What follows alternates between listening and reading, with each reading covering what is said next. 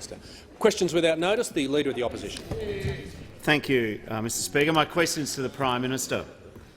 Is the Prime Minister aware of a leaked email from the Treasurer's office which contains, and I quote, further questions from the Treasurer?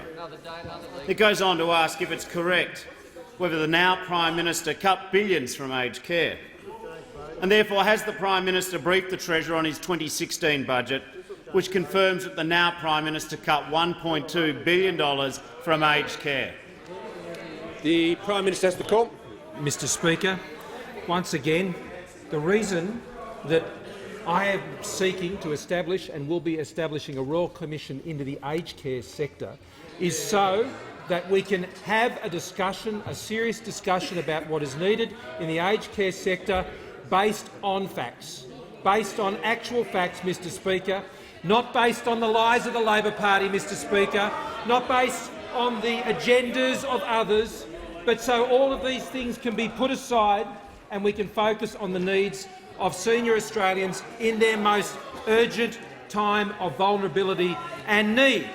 Once again, the Labor Party has raised this issue of the decisions taken in the 2016 budget, 2012 budget, exactly the same decision taken by the Labor Party in relation to the aged care funding instrument to ensure that the proper assessments were being made and that overestimations of demand were not being built into future budgets. There was a variation of $1.6 billion by the Labor Party in the 2012 Member budget. for Ballarat. Now, Mr Speaker, I am not making any claims about that. I understand how the ACFI model works. I've put budgets together, 3 good budgets, in fact, Mr Speaker, 3 very good budgets, on both sides, which is reducing the deficit, which is bringing the budget back into balance and which is funding essential services, particularly for aged care, which is increasing by $1 billion and more every single year under our government, Mr Speaker. Now, the Labor Party might want to engage in these tactics here in this chamber, but all they are telling senior Australians is they're more interested in politics than looking after aged care. Members on both sides. A member for Chifley. The member for Dunkley. Thank you, Mr Speaker. My question is to the Prime Minister. Will the Prime Minister outline to the House how the government is responsibly planning to ensure we can meet the needs of our senior Australians now and into the future? The Prime Minister has the call. I thank the member for Dunkley for his question, and I thank him for his passionate advocacy for senior Australians in his electorate in Dunkley, Mr Speaker. Member for Grindler. Australians are living longer. This is good news. Australians are living longer now by about 10 years.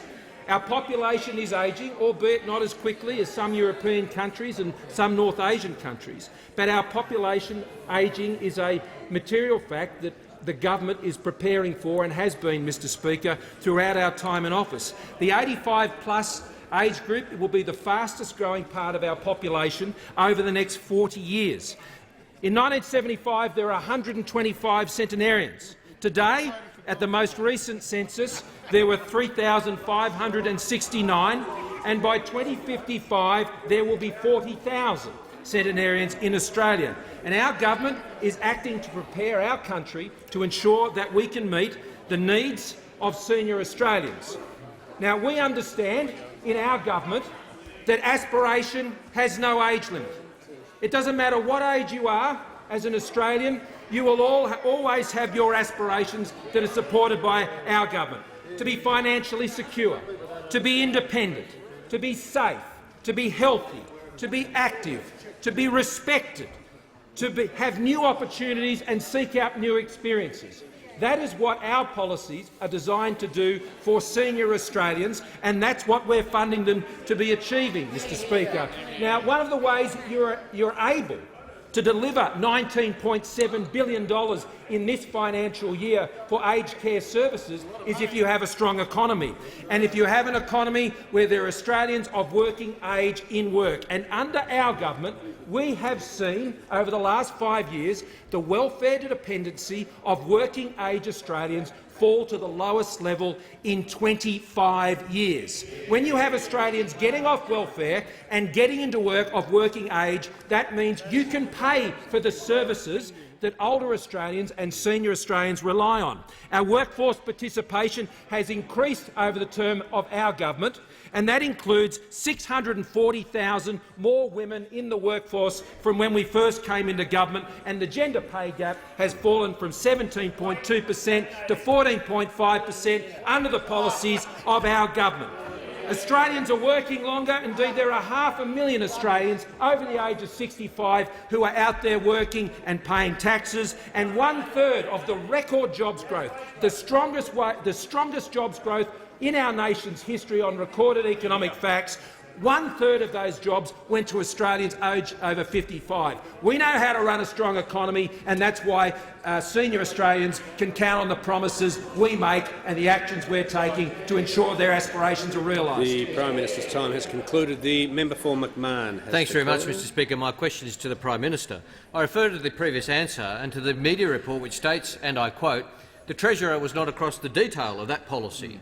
Has the Prime Minister asked his department to arrange a briefing so that the Treasurer can fully understand the extent of the government's cuts to aged care? And when even the Treasurer admits that he's not across the detail of the policy, is this why the Prime Minister describes his own government as the Muppet Show? The Prime Minister has the call. Thank you, Mr Speaker. It's a bit rich from a shadow treasurer who didn't even know what the tax-free threshold is, Mr Speaker. It's a bit rich. He doesn't know the difference between the yuan and the yen. It's a bit rich from a shadow treasurer who once proclaimed about the budget surpluses that have been delivered by the previous Labor government as he went out to his entire electorate proclaiming the great fiscal responsibility of the previous government that left, Mr Speaker, that left Australia's fiscal situation in great parlance. So, Mr Speaker, we're not going to take lectures from a failed shadow treasurer. We're not going to take lectures from a failed immigration minister when he served and allowed 25,000 people to turn up illegally in this country on his watch. The shadow treasurer was one of the greatest ministerial failures of the previous government, Mr Speaker. I cannot tell you one member of that front bench that actually did a good job in the last government, Mr Speaker, and that's a pretty good reason why they shouldn't be returned to government. Just before I call the member for Boothby, the Treasurer will cease interjecting. I just remind members who are interjecting that they'll be ejected from the chamber if they continue, particularly the member for Lalor, who's been interjecting since we began question time. The member for Boothby has the call. Thank you, Mr Speaker. Mr Speaker, my question is to the Treasurer. Will the Treasurer update the House on how the government is laying the foundations for a strong economy and planning for an ageing population, including in my electorate of Boothby? Is the Treasurer aware of any other approaches? The Treasurer has the call. Thank you, Mr Speaker, and I thank the member for Boothby for her question because she deeply cares about the 27,000 seniors across her electorate and the nearly 4 million seniors across our country, Mr Speaker. And she also knows that our government is preparing for an ageing population. Right. And according to the last intergenerational report, the numbers of Australians who are over the age of 85 will increase fourfold, Mr Speaker, between now and 2055. And the number of Australians who are over the age of 100 will increase ninefold, Mr Speaker, between now and 2055. Now, this affects the way we plan for our education, for our employment, for our health services and for our aged care policy, Mr Speaker. And this is why we are increasing the funding for aged care by $1 billion a year, Mr Speaker. This is why, in this year's budget, we announced new initiatives to help seniors if they choose to stay in the workforce longer, with the pension work bonus, Mr Speaker. This is why we announced in this year's budget a $17 million skills checkpoint plan in order to help older Australians get the training and the skills that they need. Now, Mr Speaker, these plans from our government are working because since the coalition came to government 5 years ago, over 400,000 older Australians have got a job, Mr Speaker. Over 400,000 older Australians have got a job as a result of our policies. Now, I'm asked about the other side, the alternatives that are being proposed by those opposite. Well, we know that they will send the energy bills of older Australians up, Mr Speaker. We know that they'll send the debt of the country up. We know that they'll put up taxes, Mr Speaker. And one of the most punishing taxes of all is the retirees' tax, Mr Speaker. Is the retirees' tax, which will affect 900,000 Australians, Mr Speaker. And 84% of those Australians affected have a taxable income of under $37,000, Mr Speaker. And 96% of those older Australians affected have a taxable income under $87,000, Mr Speaker. So only our government and the coalition can be trusted to create a stronger economy. Only our government and the coalition can be trusted to plan for our future. And only our government and the coalition will support senior Australians and the choices that they make. The member for Franklin. Thank you, Speaker. My question is to the Prime Minister.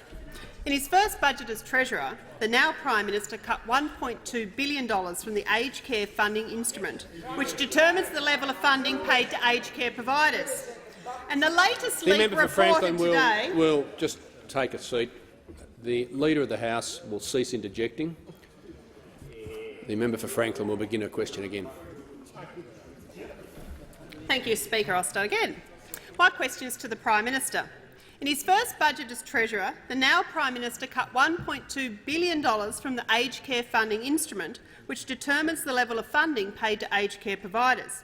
And the latest leak reported in today's media reveals the government is considering further cuts to the aged care funding instrument of up to $5.4 billion. Can the Prime Minister rule out having had any discussions or received any documentation canvassing further changes to the aged care funding instrument? The Prime Minister has the call. Mr Speaker, they can say these things as often as they want, but they still remain untrue. The Australian people are very used to the Labor telling untruths about government policies. They've swindled them before, and they are seeking to swindle them again. Mr Speaker, the changes to the aged care funding instrument were actually measures that were supported by the opposition. They were passed through the parliament, and when in the Senate the Greens actually sought to change them, they voted with the government to support them. And the reason they did that is because in their own budget, here it is, budget paper, the member for Lilley will remember this, 2012-13, budget paper number 2, that was the 4 surpluses announced tonight budget. Page 184 makes it very clear that the Labor Party engaged in making changes to the aged care funding instrument to the tune of about $1.6 billion, Mr Speaker. I'll tell you what this government is doing. What this government is doing is investing $1 billion extra every year in aged care in this country. This government has added an additional 20,000 places in the last 12 months alone for in-home care, which means that older Australians can exercise their choice to remain in their home for longer, Mr Speaker. Now, I met 2 of those Australians this morning in Canberra, Mr Speaker, and what they had to tell me was that this was a game-changer for them to be able to stay in their own home. Now, in high-level care packages, we are taking level 3 and 4 packages from just under 40,000 or thereabouts to around 74,000 over the next 4 years. Now, that is an 86% increase or thereabouts in the level of in-home care places that are being provided by this government. Now, the Labor Party can lie all they like about these things, but we won't cop their lies, we won't cop their untruths. We will tell the truth about what is needed in aged care funding. We will tell the truth what is needed with the Royal Commission into aged care, Mr Speaker. We are establishing that Royal Commission to ensure that we can get to the facts. We're not afraid of the facts. We're not afraid to confront those facts and deal with them when they come back, and we will continue to act on the urgent needs of senior Australians each and every day. Just before I call the member for Melbourne, I'd just like to inform the House we have joining us in the gallery this afternoon from the Northern Territory, Mr Terry Mills, MLA, and Mrs Robin Lambley, MLA. On behalf of the House, I extend a very warm welcome to you, and I call the member for Melbourne. The question is to the Minister for Energy. Investment in renewables in 2018 and 2019 is at record highs, and even the Reserve Bank has said this investment pipeline will bring down prices. And as the PM has acknowledged, it's the renewable energy target driving this investment in new generation, while also cutting pollution. But the RET runs out in 2020, and there's currently no policy to take its place, which threatens investment decisions being made right now. To stop renewables falling into a valley of death while Parliament works out a new energy policy, will you agree to the Greens' proposal of a stopgap extension of the RET out to 2022, or is your goal to be the Grim Reaper for renewable energy by letting renewables fall into the valley of death? The Minister for Energy has the call. The Leader of the House will cease interjecting. The Minister for Energy. I thank the member for his question. Thank you, Mr Speaker. And of course, the truth of the matter is that the renewable energy target is going to wind down from 2020. The target reaches a peak in 2020, and we will not be replacing that with anything. We know Members that on my left. we will reach the 26% emission reduction target without additional intervention. We are very confident. Member for Shortland. There is no need to have those subsidies in place because we are going to reach the 26% emissions reduction target without further intervention. Now, let me tell you this. We have seen the experiment. We have seen the experiment of 50% renewable energy targets in this country in South Australia. We saw them there, and the results The were Minister shocking. will just pause for a second. I've cautioned the member for Braddon numerous times she'll leave under 94A. The Minister has the call. Thank you, Mr Speaker. We have seen the results where in South Australia we now have prices at 50 cents per kilowatt hour, around 50 cents per kilowatt hour. They are amongst the highest in the country. They are amongst the highest in the country, and we have also seen that despite the fact with 50 cents a kilowatt hour you would expect to have high service levels and reliability, you are not getting that. Now, South Australia is a great state, but it is held back by one key factor, which is the high prices of energy, which is driven by an absolutely unacceptable target. Now, those opposite want to have a 45% emissions reduction target and a 50% renewable energy target. They want to take Jay Weatherall's experiment and take it national. And the result will be we will all pay more for our electricity. We are confident, Mr Speaker, we are absolutely confident that in the absence of those subsidies we will get the investment we need in the network, and we're doing it through our plan, which has three parts. The first of those parts is we're going to back investment in new generation. We're going to back investment in fair dinkum, reliable generation, because that's what this country needs. It doesn't need to be stuffed with intermittent generation that drives up prices and drives down reliability. But on top of that, Mr Speaker, we'll be setting a retail price safety net for all customers.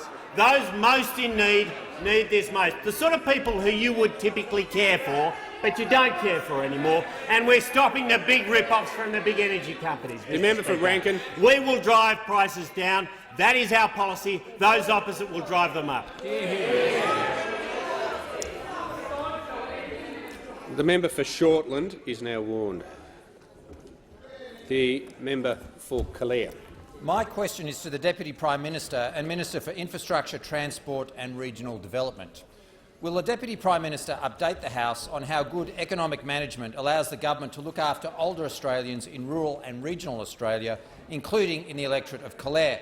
And what are the risks to older Australians retiring with confidence in regional areas? The Deputy Prime Minister has the call. Thank you, Mr Speaker, and I thank the member for Calare for his question. Mr Speaker, regional Australia is ageing faster than the capital cities. That is according to the Regional Australia Institute, Mr Speaker. That is the truth. And getting the books in better shape means that we can, as the government, share the benefits in regional Australia and build the future our regions deserve.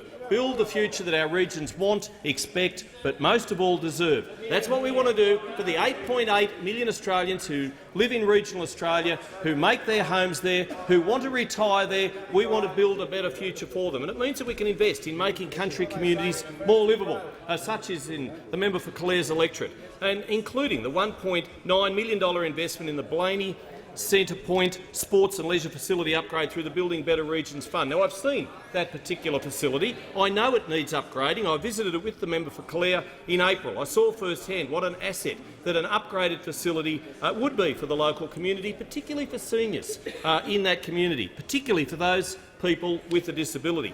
Now, a strong economy means that we can invest in aged care beds in the regions, including the 73 beds in Lithgow, in Clare, that we have, as Liberal and Nationals, delivered. That's what we've done. We've delivered it. It means fewer people in Lithgow will have to travel away from home, and they can get the care they deserve locally. The member for Clare knows that. It's not just the here and now, it's for future generations. And such as the Murray-Darling Rural Medical Schools Network. Now, the member for Clare had a lot to do with the delivery of that particular initiative, and what a good initiative it is. In fact, Dr David Bell, he's an orthopaedic and spinal surgeon from the central west of New South Wales. He has practices in Orange, Bathurst, Parkes and Forbes, and he said, and you should listen to this, member for Hunter, we need more people who not only want to train in the country but want to return to the country to live and practice. The Murray-Darling Rural Medical School Network will help change the perception that you have to train in the big hospitals in the city to be a good doctor. I would hope that by educating and training more medical students out in the country where they can work with their peers and form friendship networks, they will want to settle and practice in the country once they've completed their training. Now, you might knock Dr David Bell, but he's telling the truth. He's telling the truth. And it's a shame that a few more of you didn't listen to the likes of Dr Members David on my Bell. left. But it's also about making choices to protect those senior Australians who build the country and not raid their savings, because that's what that lot opposite want to do if ever they get into government. It's bring a wrecking ball into the savings of those people who've worked hard, who've helped build our country, who've helped protect our country in its time of its darkest need. But that's what those opposite want to do. They want to whack retirees, they want to whack veteran savings. That's all they stand for. I don't know why you don't get on the board with the likes of Dr David Bell. The member's time has concluded. Just before I call the member for Franklin, it's been drawn to my attention, we have present in the Southern Gallery this afternoon the former Premier of New South Wales, Mr Mike Baird. On behalf of the House, a very warm welcome to you. And I call the member for Franklin. Thank you, Speaker. My question is to the Minister for Senior Australians and Aged Care. In the last 2 financial years, the Australian Aged Care Quality Agency reported a near tripling of concerns that accreditation standards for aged care facilities were not being met. Given the minister is responsible for overseeing the agency and has been the minister responsible for over 30 months, what warnings did he receive about the type of poor care and treatment that was revealed on Four Corners, and when did he receive them? The Minister for Aged Care.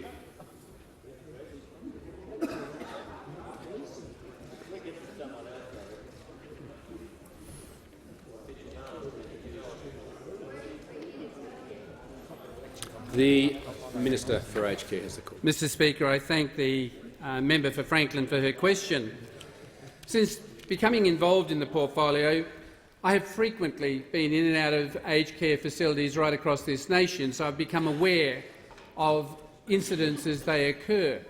Because when you talk to people locally, and having met with families who've been affected, as I have done, I've met with Nolene Hausler, for example, I listen to the issues that she raised with me. I meet regularly with the Quality Agency, and in meeting with the Quality Agency, we talk about the reports that are absolutely critical for those matters that I have referred to the Quality Agency. In that time within the portfolio, and particularly following Oakden, what I did is I set about ensuring that we would make changes to the Commission, that we would bring together the aged care and quality components under one commission that would seek to be more expedient and efficient in dealing with critical issues. I have kept myself across the issues In South Australia, the member for Hindmarsh has worked very closely with his community, has raised issues with me. Leon Viner has interviewed me, and I've given a commitment each time that matters have been raised that our government will address them, that we will follow through and make sure that people are taken care of in times of crisis. I met with the families from Oakton. Senator Xenophon brought them to my office, brought them to Parliament House. I met with them. I listened to their issues. And what I was very keen to do was to make sure that our government would focus on ensuring quality was in place for all Australians. Hence the legislation that we have passed through this chamber. It doesn't matter. Each time, Member for Franklin, when issues have been raised with me, we have acted on them. Let me say that when we had the Carnell-Patterson review, the review was announced on the 1st of May 2017. The report came to me on the 2nd of October 2017. The report was released on the 25th of October. I immediately announced unannounced re-accreditation audits would apply to every aged care facility so that none of them would prepare in advance. Aged Care Quality and Safety Commission is established and is being established, improving regulation of aged care quality, strengthening aged care compliance, a single quality framework, the Tune Review, legislative review, we're acting on them. All of them are focusing on better care and better opportunities for Australians. And let me say that we will continue to tackle those issues and incidents as they arise. Oakton was the most significant one because it was the most public in the reporting on two reports, one undertaken by the chief psychiatrist, the other undertaken by a barrister, the ICCC. We have continued to make sure that the reforms that we are putting in place continue to have the level of impact that is needed. Concluded. The member for Wide Bay. My question, thank you, Mr. Speaker. My question is also to the Minister for Senior Australians and Aged Care. Will the minister update the House on measures the government is taking to support older Australians to live at home longer by providing the crucial access to in-home services on which many older Australians rely? Good question. The Minister for Senior Australians and Aged Care. Can I thank the member for Wide Bay for his ongoing interest in this issue, and I've enjoyed visiting your seat and talking to people who receive home care packages. What has been great is today the Prime Minister and I had the pleasure of meeting with Ray and Wendy White, with Louise in our home in Canberra. And what both of them talked about was the importance of choice in having access to home care packages. Ray talked about the level of services that he receives that allows him to stay at home with his wife. Otherwise, he would be in aged care and they would be separated. And what we want to do is keep couples together, and this enables that. Louise talked about her husband, who for 7 years experienced cancer. What she talked about was that she was his carer because the home care packages enabled that. The grandchildren would come over through the back fence and would sit on the bed with Poppy and would talk to him about his history, his stories, and they would share quality time. So we are committed to making sure that Australians have choices around what pathway they choose. Home care packages are now seeing more and more Australians making the decision to stay at home longer. Carers are being supported as well. Our latest data reveals that 77,918 older Australians were supported by home care packages at the 31st of December 2017, and a 12-month increase of 9,261, or 13.5%. Under our government, funding for aged care is up. Home care package funding is up, and residential places are up. It is important that we provide a range of opportunities to allow families to remain and enjoy the company of their community. Both Ray and Louise this morning made the comment, along with Wendy, what they love about home care packages is they are living near their friends. They are part of a neighbourhood. They are part of their community. And we will continue to provide the level of service that gives them dignity within their community and that level of support that enables them to live their life fully. Those who choose the residential aged care pathway, member for Sydney, will have that option. So we're giving people options on both sides. Now, the waiting lists we have been examining, and what we find on that, as I've indicated in this chamber before, most people, up to 71%, are in receipt of packages. There are a number who are on that list that have not made a decision about what package they want to have 84 days. So there is choice even in that. There are some who have refused the level that they have been provided because they intend focusing on wanting the high-level package before they receive the lesser. So, Minister's time has concluded. The member for Franklin. Thank you, Speaker. My question is again to the Minister for Senior Australians and Aged Care. When did the minister first become aware of the abuses which were screened on Four Corners last night? The minister has the call. Let me say on the Four Corners program, I was aware that the ABC, following Oakden, South Australia, had started to interview and speak to senior Australians who had raised with them issues about the quality of care in aged care facilities.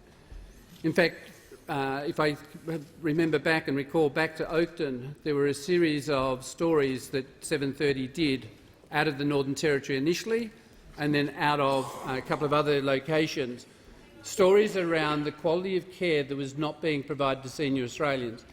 Now, the specific stories last night on Four Corners I was not aware of. I did not have the specificity of detail on that. I was interviewed by Four Corners. They asked me a range of questions to do with the way in which aged care is provided to senior Australians. They talked about a range of issues to do with quality of food. They asked about incidents. They asked about the quality agency. And there were numerous other matters that they explored with me.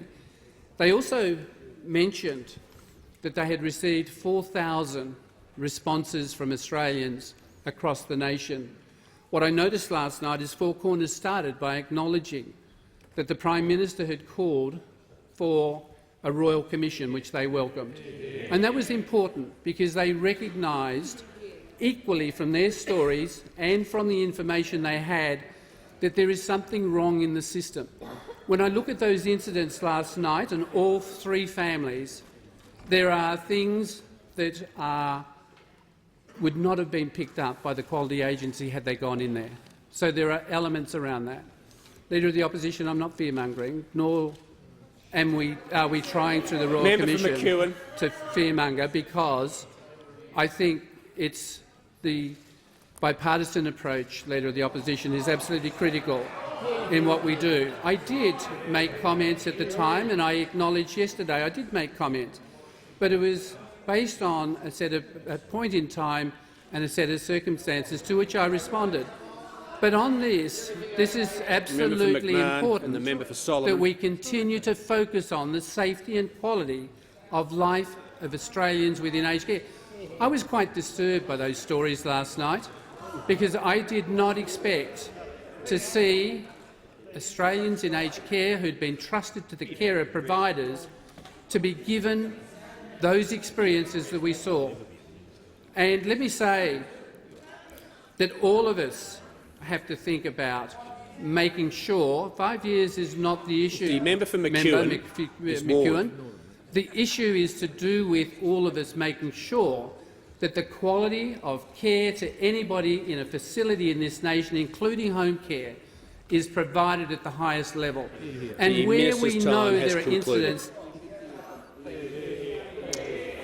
Just before I call the member for Robertson, I'd like to inform the House that we have joining us on the floor of the chamber this afternoon a parliamentary delegation from Malaysia led by the Speaker of the House of Representatives, His Excellency Dato' Arif, and accompanied by the Deputy Speaker, the Honourable Dato' Rashid. On behalf of the House, I extend a very warm welcome to you and your delegation. The member for Robertson. Thank you, Mr Speaker, and my question is to the Minister for Jobs, Industrial Relations and Women. Will the minister update the House on how the government's plan for a stronger economy is helping older Australians who want to remain part of the workforce, and is the minister aware of any threats to the livelihood of older Australians posed by different approaches? The Minister for Jobs, Industrial Relations and Women.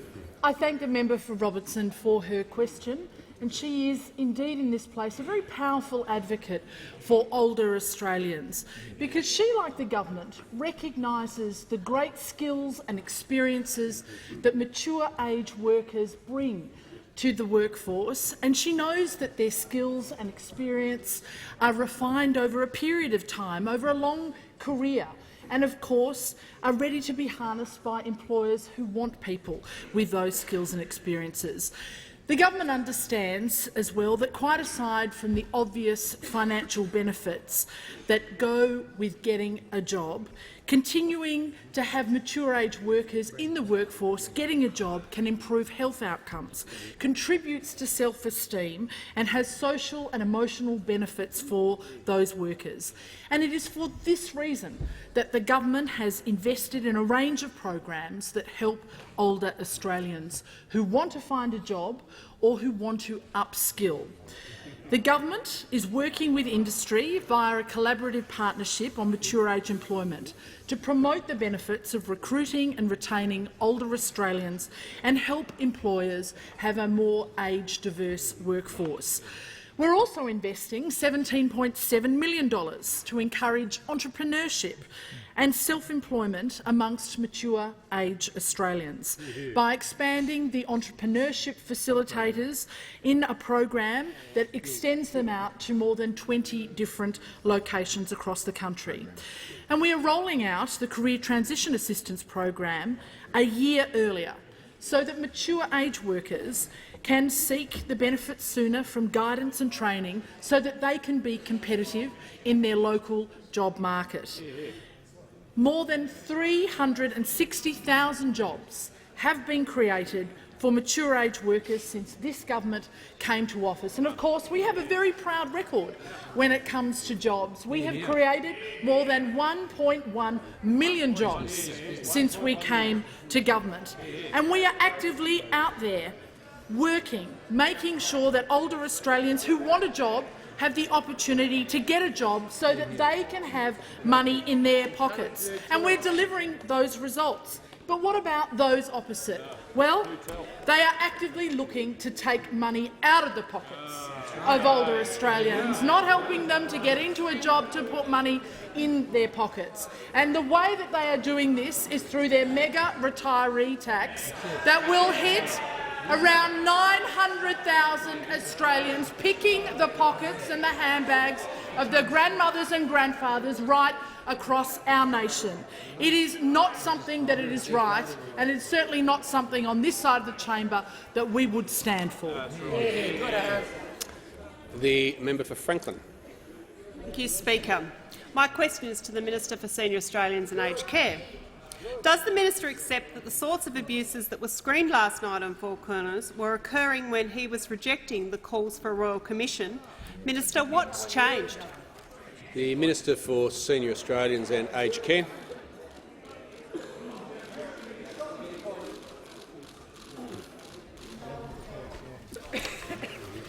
The Minister has the call. Thank you, Mr Speaker. I thank the member for Franklin for her question. When I was interviewed on Four Corners, I did indicate that I had not supported a Royal Commission at that point. I also indicated that we were undertaking significant reforms with the legislation we were passing through the chamber in respect to the Quality Commission. Now, but I also then received from my own agency information, and the information is the Aged Care Regulation and Quality Agency provided detail of the number of complaints that had risen significantly, but they also raised an issue that was absolutely important, and that issue was serious risks found. In the first year, there were only 2. In the second year, there were 22. In the third year, 61. When you get information like that, you drill down on and you seek the information that sees what is those matters that are important. And in looking at that, I then spoke with the Prime Minister. And on the basis, as we all do when we have the right evidence and the right information, we have an obligation to change our mind. And I changed my mind on the basis that I care about senior Australians and I want them cared for in aged care. Whilst we can politic, the bottom line are senior Australians. And if they are at risk and if they are in crisis because they're not being cared for, then we have a problem. And I'm talking about individuals because the other point that I want to make very clear, up to 40% of senior Australians in aged care do not have a single visitor 365 days of the year. So who looks after them? And what I want is to make sure that with our government we get to the bottom of the issues that are not right. And this Royal Commission will do that, so we should not preempt the work of the Royal Commission. But we will continue to make the reforms that we are working on closely with the sector. We are working closely in co-designing, developing the responses, but bringing the sector with us. Yesterday, I engaged with the Aged Care Sector Committee for some period of time to talk to them about the raft of issues. This morning, the Prime Minister and I met with the Aged Care Sector Committee and David Choon, and we sought from them their views and advice on a range of issues. They have acknowledged and welcomed the Royal Commission, and I will continue to consult, along with Minister Hunt, with key providers whose advice we will seek, because we intend to make sure that the quality and safety of senior Australians is cared for. The minister's time has concluded. The member for Franklin. If the minister would table the document that he referred to from the Quality Agency, please. Is the minister quoting from? Was the minister quoting from confidential documents? It's confidential. The member for Latrobe has the call. Mr. Speaker, my question is to the Minister for Cities, Urban Infrastructure and Population. Will the minister update the Member House? for Latrobe will pause for a second.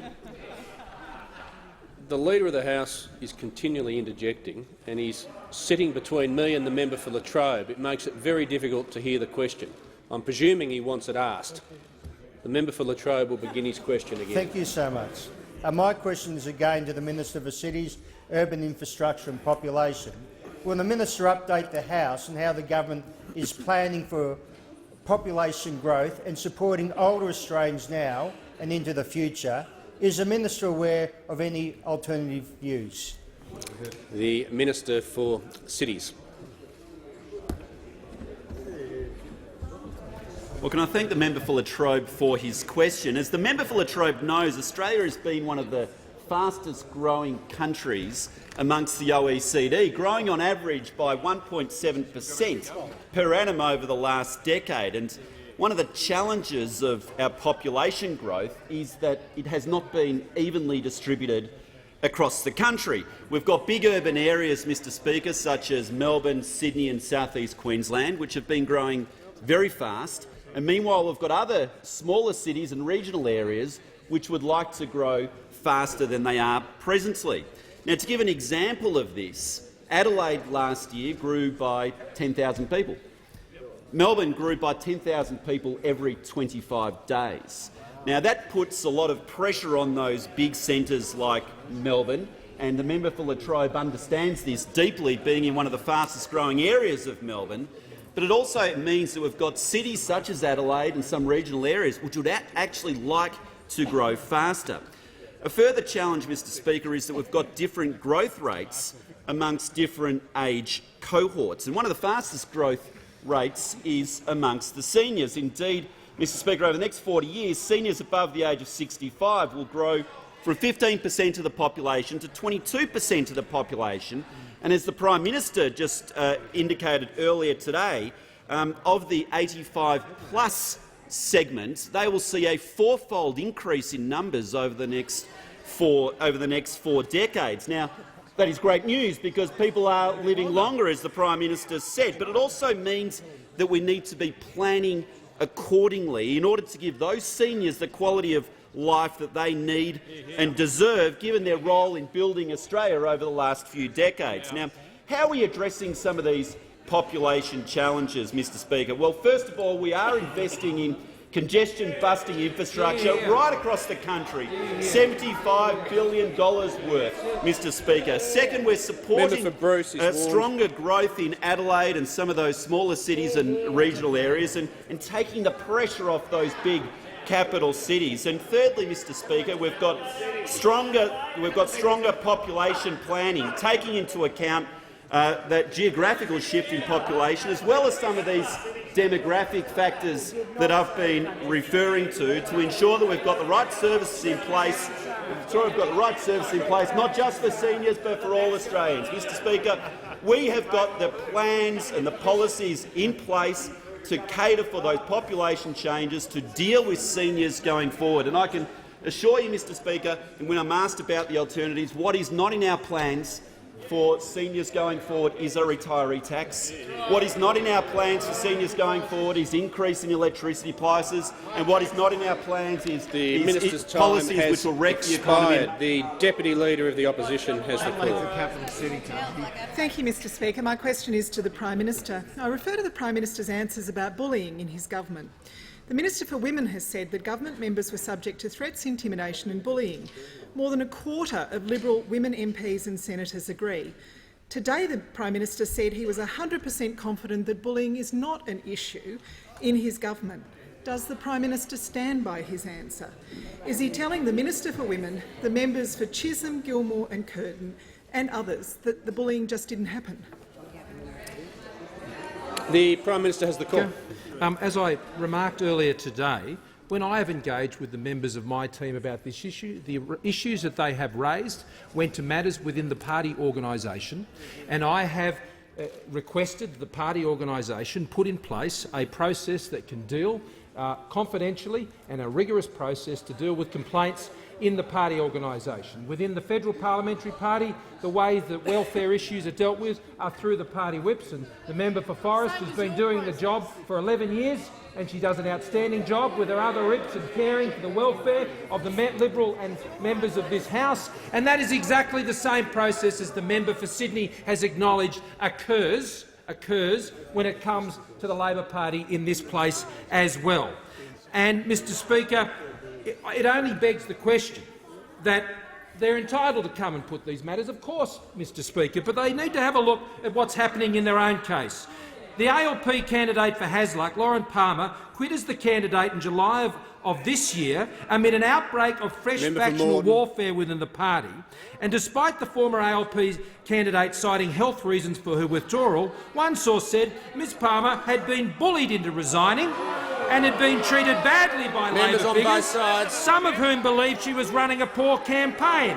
Another Labor source stated that the candidacy was never embraced by many senior Labor figures in WA. I suspect the blokes, especially those within the powerful left-wing United Voice Union, Mr Speaker. And then we have the case of the member for Lindsay, and I welcome her back to the chamber. And the Leader of the Opposition couldn't even bring himself to acknowledge that there were issues going on with Lindsay. He had the I know nothing defence, Mr Speaker, while the member for Grainler knew all about it. I'm sure the member for Watson knew all about it. The member for McMahon knew all about it. I suspect the member for Sydney knew all about it. But what was it? What was it for the Leader of the Opposition? As usual, his ears were painted on when it came to listening to the concerns, Mr Speaker, of his own members and indeed the concerns of the Australian people. The member for Bandt will cease interjecting.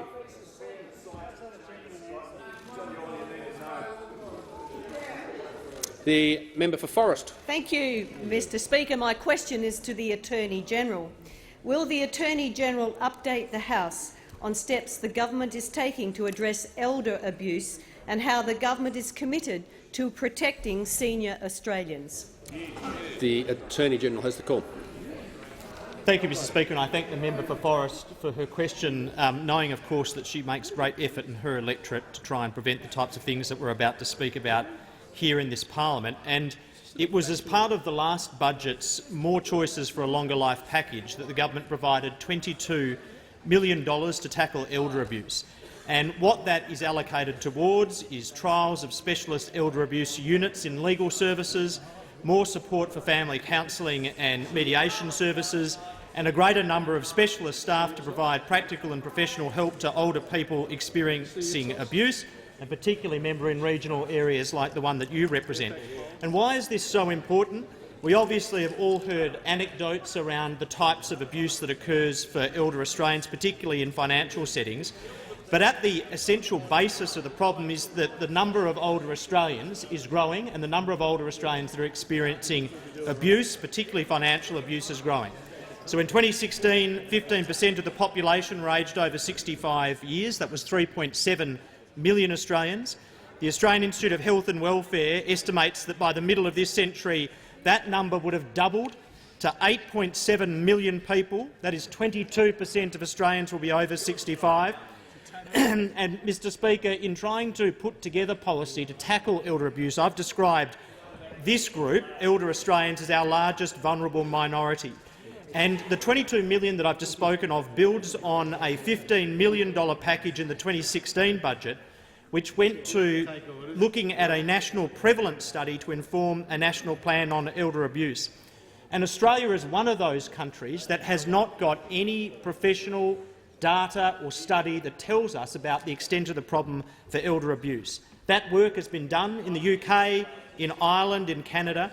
But if we take some of the estimates that have arisen by studies overseas, if only 5% of people aged over 65 experience a form of elder abuse in any given year, that would suggest that 185,000 older Australians could experience elder abuse this year.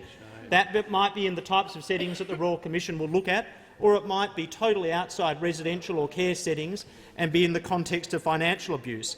And something that I thought was incredibly important to acknowledge is that, whilst the data is limited, the Senior Rights Service acknowledge that they consider that women are 250% more likely to suffer financial abuse, and that for financial abuse, very, very sadly, 2/3 of the perpetrators of financial abuse are close relatives of the older Australian.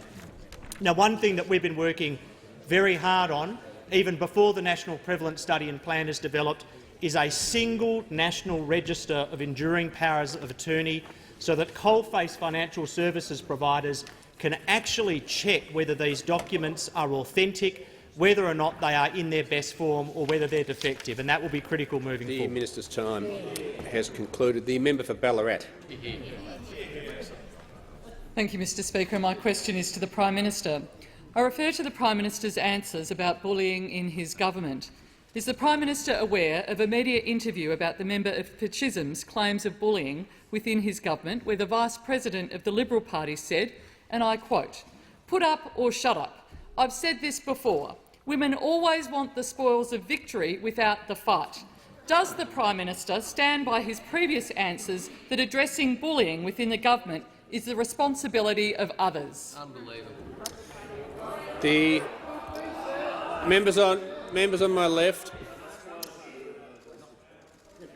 The Leader of the House on a point of order. Mr Speaker, I think this is drawing a very long bow to expect that the Prime Minister is responsible for the comments of members of the party organisation, whether it's Liberal or Labor or Greens or Centre Alliance. Certainly he's responsible for his own comments and for his parliamentary team, but he's not responsible for the comments of members of the organisation, and therefore I don't think he should be able to be asked about it. I thank the Leader of the House. The Manager of Opposition Business on the point of order. Yeah, to the point of order. The question asks the Prime Minister opens by referring to his earlier answers. In his previous answer, the Prime Minister went directly to party organisation. It was in fact the entire way, or the majority of the way, that he dealt with that question.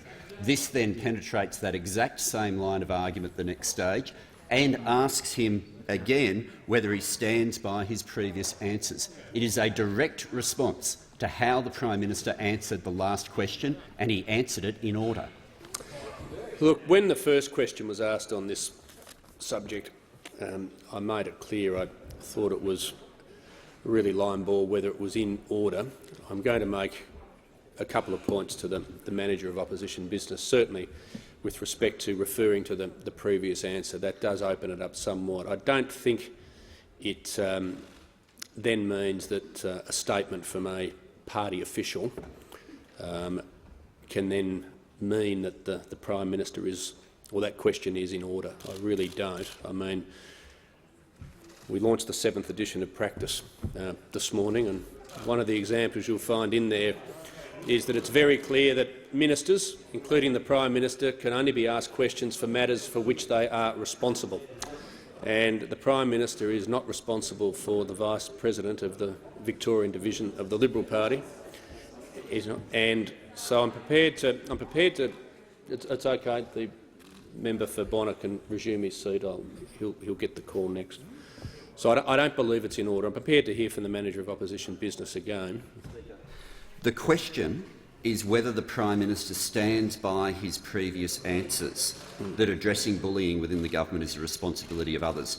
That is the question. The question is not whether or not he agrees with the party official. The party official quote is given there for context, which, given the previous answers, is a direct follow-on from the previous question.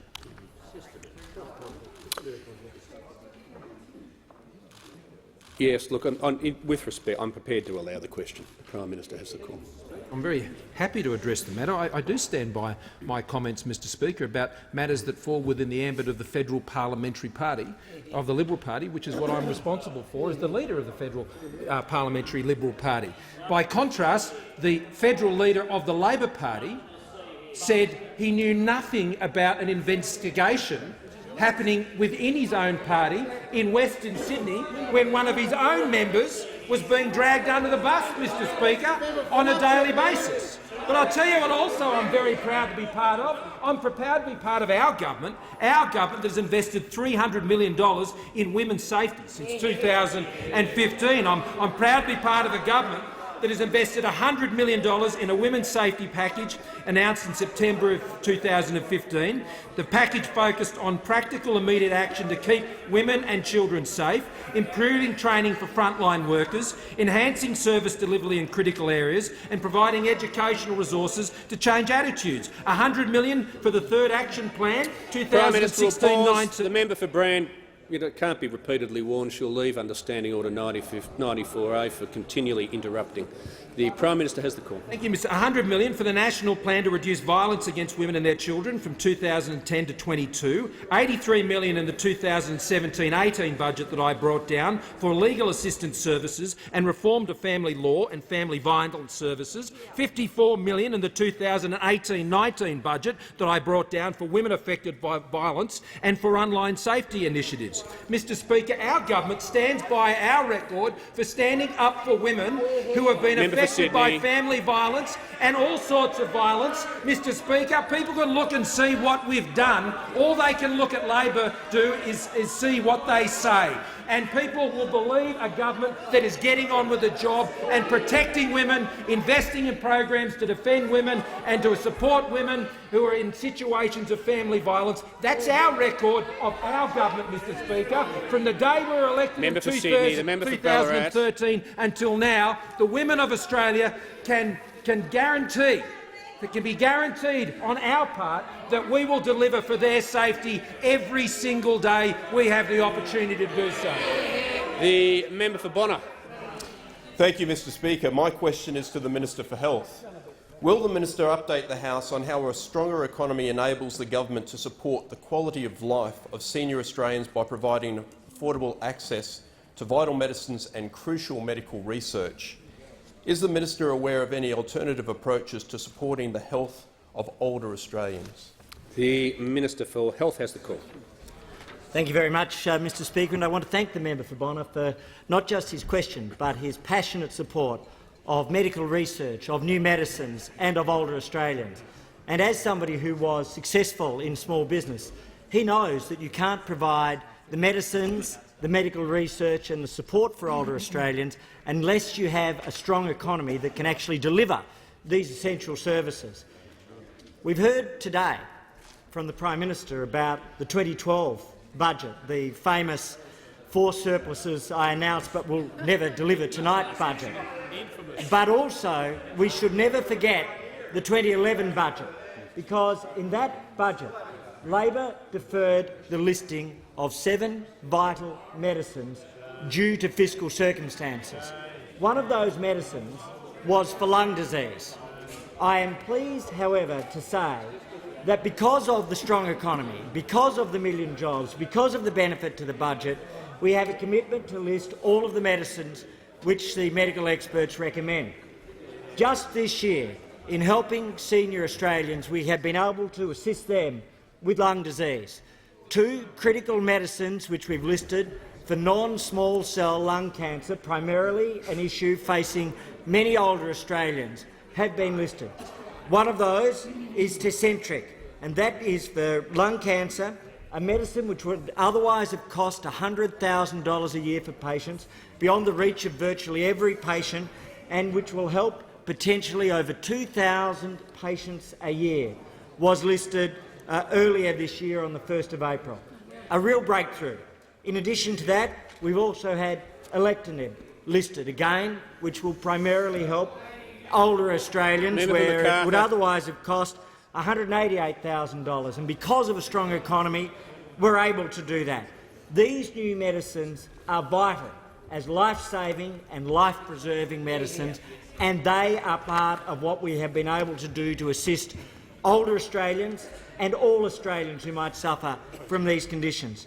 They're also part of the broader research funding which we've been able to assist. In particular, one of the conditions that can affect older Australians is the impact of antimicrobial resistance. This is especially so in hospitals and in nursing homes. We've been able to recently invest over $7 million to research and to develop new approaches to dealing with antimicrobial resistance. For older Australians in nursing homes, this is fundamentally important. For older Australians in hospitals, this is fundamentally important. It's part of our global tasks and our global responsibilities, but above all else, it's part of our human task and our human responsibility to care for older Australians, to give them the best hope of a future and to give them the very treatment that they deserve and have earned over the course of their lives. The minister's time has expired. The Leader of the Opposition. Thank you, Mr Speaker. My question is to the Prime Minister. Malcolm Turnbull enthusiastically supported the signature policies of the now Prime Minister and Treasurer.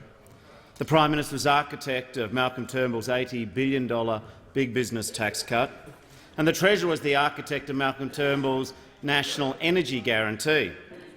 So, Prime Minister, why isn't Malcolm Turnbull still the Prime Minister of Australia? Members on my right, the Prime Minister has the call. I refer the member to my earlier answers on this matter, Mr Speaker. What our government was elected in 2013, and it has been in government for the last 5 years, and that is a period of time in which over the last 5 years more than 1 million Australians have got a job. During that time the unemployment rate has gone down, Mr Speaker. During that time participation in the workforce has gone up. During that time, the number of Australians who have been dependent of working age on welfare has gone down, Mr Speaker. During that time, the amount we've invested in health and education and hospitals and schools has all gone up, Mr Speaker. During that time, what we've invested in science and technology has increased, Mr Speaker. During that time, the deficit has come down. During that time, Mr Speaker, the economy has grown stronger. The Prime Minister will resume his seat. The Leader of the Opposition on a point of order. On direct relevance, the Prime Minister is explaining why Malcolm Turnbull should still be the Prime Minister, but I ask why he isn't. The Leader of the Opposition will resume his seat. The Prime Minister has the call. That was a zinger. That was a big zinger, that one. Mr Speaker, what the Leader of the Opposition... Members on both sides. Let's play that game again. How many of you were union officials before you came into the parliament? Tell me. There's one. How many on this side of the House like it that economic growth has gone back to 3.4%? How many of those on this side of the House like it that unemployment rate is coming down? Mr Speaker, how many of those on this side of the House like it that there's 95,500 young people have got a job under this government, Mr Speaker? How many on this side of the House like it that small business taxes have come down, Mr Speaker, and hundreds of thousands of small businesses are being started under this government, Mr Speaker? This government is creating jobs, it's growing the economy, it's ensuring that we can guarantee the essential services that Australians rely on. And importantly, as we've been demonstrating in question time today, we understand aspiration. We understand aspiration. It may be a mystery to the Labor Party, but we understand that aspiration has no age limit. We understand that senior Australians have great aspirations for their future and they have great aspirations for our country. And the policies and plans of this government from September 2013 to now and beyond will be about ensuring we keep our economy strong, to guarantee the essential services that Australians rely on, that we will keep Australians safe and we will keep Australians together.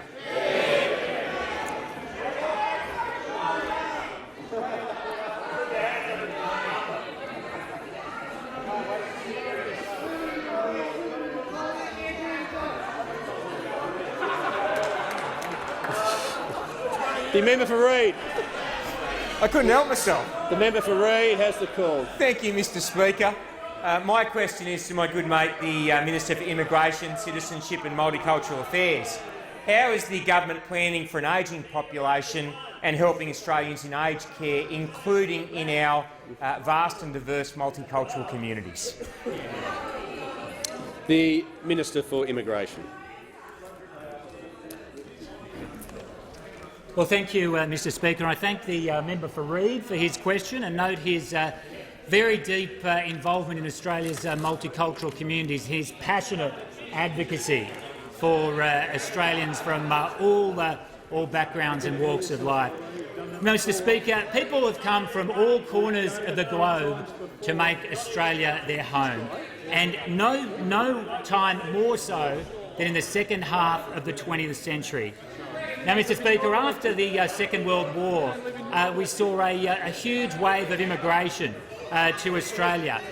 Immigrants from Greece, from Italy, from the former Yugoslavia, from so many other places around the world. Members on both sides. Member for Grayndler and the Minister for Home Affairs.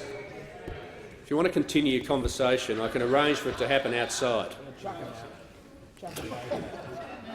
The Minister has the call. Thank you, Mr Speaker. People came from all around the world to make Australia their home in the 20th century, to work hard, play by the rules and create a better life for their kids. Now, Mr Speaker, this government knows that many of those people are now ageing. They're getting older. In 2011, the median age of people who were born in Italy in Australia was 68. For people from Greece, in 2011 who were born in Greece, the median age was 67. And this government is very, very committed to supporting our multicultural communities in aged care. Now, of course, there's an $18.6 billion record investment in aged care in 2017-18. That will grow to $23.6 billion over the next 4 years, Mr Speaker. And that includes funding for aged care facilities for people with specific needs from multicultural communities. So a good example is Frydenberg Care down in Victoria, that's established more than 40 years ago by the Greek community, provides care for around 2,000 people of Greek background in New South Wales and in Victoria. We've got federal government support for culturally appropriate aged care in the Chinese community in Sydney, in the Arabic-speaking community and across the board, Mr Speaker. It is so important that aged care services are provided that are culturally appropriate for people from all backgrounds in Australia. And that's why, in addition, Mr Speaker, this government is providing important grants for multicultural communities. And in fact, just today, the Fostering Integration Grants program, a $5 million program for grants towards cultural inclusiveness and social cohesion, becomes available, and those can be used including in the aged care context, Mr Speaker. So record investment in aged care for people of all walks of life and all backgrounds in Australia. We will stand with Australians of all backgrounds. They have helped to build the backbone of this nation. In their retirement, in aged care, we will stand with them every step of the way. The Prime Minister. Thank you, Mr Speaker. I ask that further questions be placed on the notice paper.